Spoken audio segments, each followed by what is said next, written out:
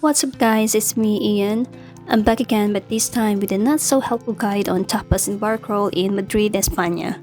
I am no expert, but I hope you can still enjoy watching and find it somewhat helpful. So for now, it's bye UK and hola Madrid. It's my second time going to Madrid, so I was really excited to use my Metro card again.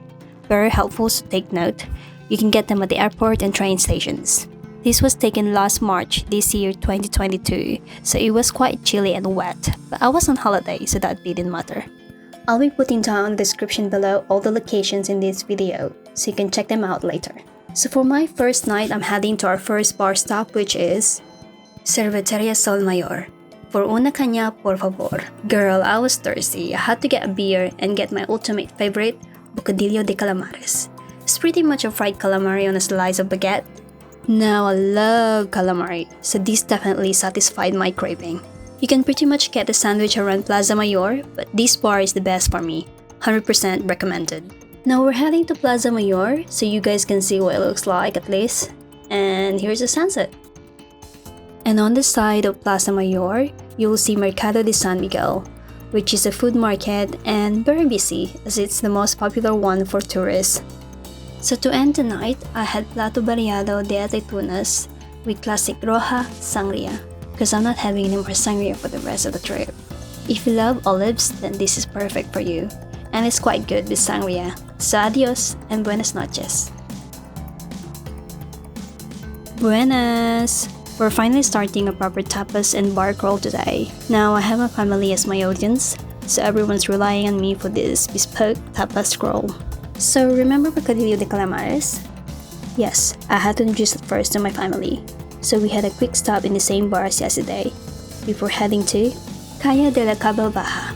Now this whole street is full of bars and restaurants, so very convenient if you want to try various and authentic tapas without walking a lot. And whilst we wait for the bars to open, we went to get some sliced jamon. Look at that.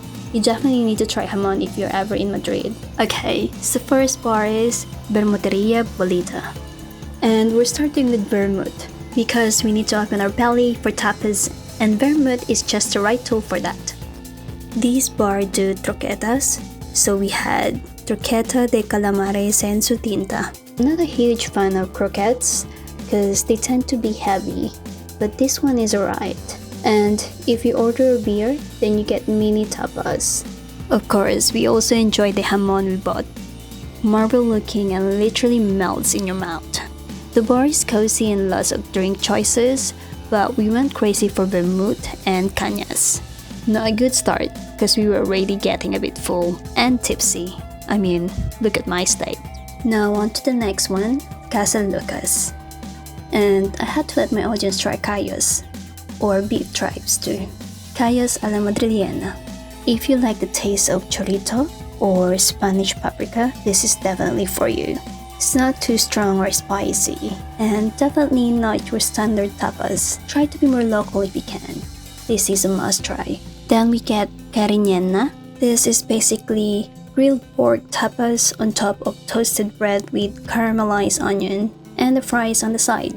And it's good, not dry. Then we got more cañas, but we are getting full at this point. So if you like wine, then this place is for you as they serve various wines and pinchos tapas. On to our third stop, it's La Antoñita, which is part of Posada del Dragon. So if you get confused or cannot find this one, then just go through Posada del Dragon. We ordered chipirones, grilled baby squid, and look at that, so delish. And finally, the mollejas de ternera, a veal sweetbread. So we wanted to try and common parts of meats or offal, so we had to get this one. Now don't be scared because this tasted divine. It's braised in apple and mustard, so it's sweet and literally melts in your mouth. So we were not planning to get another tapas, but the chef gave us troquetas de jamon iberico. And oh my god, if you remember, I'm not a huge fan of troquetas, but this was amazing. Better than the last one. It's got that creamy texture and just perfect. Thank you, chef. We are their kabayan from the Philippines, so if you're a Filipino, you might get a free tapas. The staff also allowed us to enter the area where the kitchen is, because we wanted to see the remains of demolished medieval walls under their glass floor. It's quite historic, so if you want gastronomy experience, then this restaurant is perfect for you. And this place looks romantic as well. Okay, so that's Calle de la Cava Baja done. And to our next stop, we walked to Maestro Churrero, cause we thought the churros and chocolates might help stretch our belly. Well, it didn't, but this is so good. I mean, that chocolate is rich, proper billionaire taste. It's in Plaza de Jacinto, Benavente, which is only 7 minutes walk from our last place. So, for our final bar before we go for a siesta is Casa Toni. I love Casa Toni. It's a perfect bar for me. It's been around for ages and very authentic. Now, like I said, if you order cañas, you might get free tapas. And this time, they gave us jamon. It looks so good and it tasted delicious as well. But we had to save our belly because finally, we've got boquerones fritos. We love fried seafood and this is one of the best. It's perfect with beer. And oh my god, this is the moment when we realize we should have started with this bar. But we managed to finish them. And our final tapas for the afternoon is oreja a la plancha. Now, this is also not your standard tapas. It's one of my favorite authentic tapas. Grilled ear pork, which is chewy and also perfect with cañas. And that's the end of 4.5 hours tapas and bar crawl. Now it's siesta time. Buenas noches! We had to finish our mini bar crawl for tonight, and because it's a special trip for me, we headed to Pestana's CR7 Gran Via Sports Bar because we love Ronaldo, and this place is very fancy. We had Ballon d'Or and dark rum spicy for cocktails. And we also had a massive nachos. I didn't expect the portion to be this big as the bar is quite high-end. Anyway, they gave us these sweets as well, which is also a typical pairing with drinks. Then there's me trying to say what I ordered. Salud! Okay, on to the next bar is Cafe and Tapas. Now, I don't particularly have a pleasant experience on this one because we tried to order cañas and they gave us bottled beer. I mean, señora por favor. We can see the beer tap on the bar. But still, we stayed for fried gambas and calamares. To be honest, we had nice tapas during the day that our expectations were too high at this point. And I don't recommend getting tapas here, so just stick with the drinks.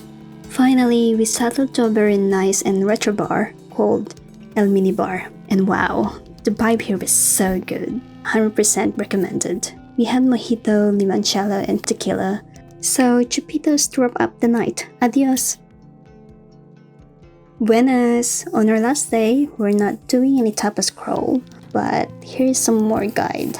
So, we're starting our day with our nearest food market, Mercado de San Miguel, again, and it's empanada time. A familiar savory pastry for us, as we have a Filipino version too. But look at these gorgeous empanadas. Perfect for breakfast or brunch. When I first came to Madrid before COVID-19, I did a market tour myself, and I went to Mercado Maravillas, which is not in the center of Madrid, and it's more authentic than San Miguel. This market also have Latin American street food, and it was really good, so check it out.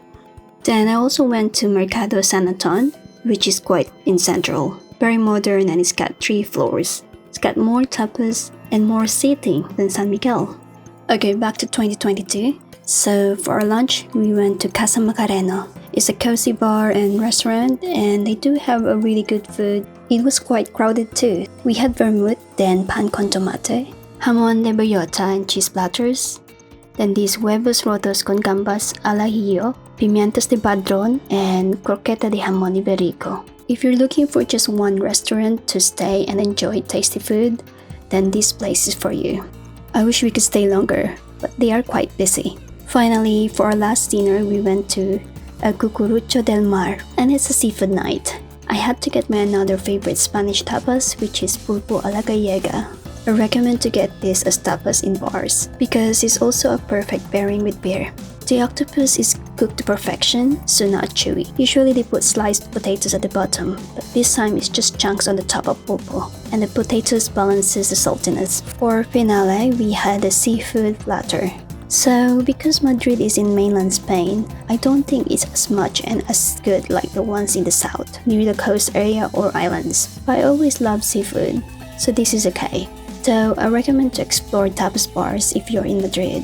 To end our last night, we found this nice tavern, Taberna La Pompeyana, with interesting Roman murals, and we had more vermouth, mojito, and tequila chupitos. Definitely a good atmosphere to enjoy your drinks. That's it from me, guys. I hope this helps in choosing which tapas, bar, or restaurant to try or avoid when you go to Madrid. And don't forget to keep me updated of your experience on the comments below. Adios and see you on my next trip. Bye!